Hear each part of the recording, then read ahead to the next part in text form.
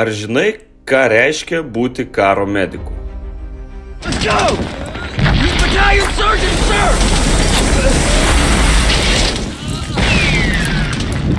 Na, tai kiek daugiau negu tai.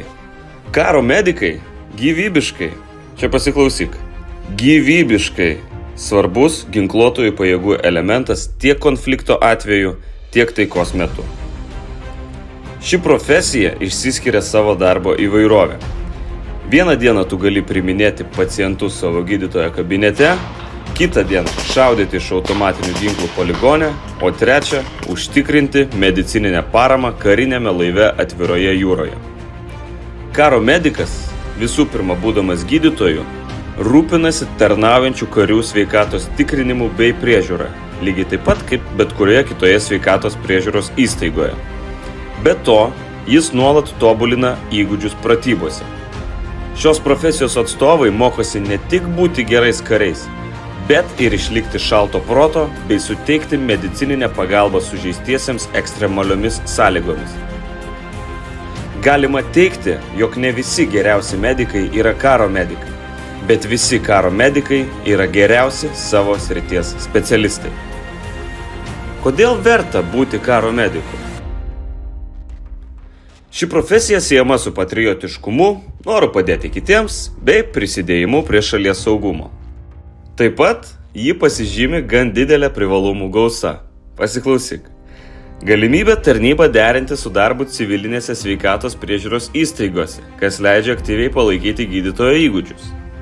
Galimybė gauti būsto nuomos ar kelionės į darbą išlaidų kompensacijas. Aišku, socialinės garantijos, taip pat vienkartinės išmokos naujai prisijungusiems specialistams, o svarbiausia, kasmėnesinės priemokos, kurių dydis siekia iki 100% paprasto tarnybinio atlyginimo. Darbo užmokesčio dydis priklauso nuo turimo laipsnio bei tarnyboje praleistų metų. Pavyzdžiui, 2023 karo medikas tarnaujantis savo pirmosius metus galėjo užsidirbti net iki 5397,72, čia taip jeigu visiškai tiksliai, eurų per mėnesį. Neblogai, ką?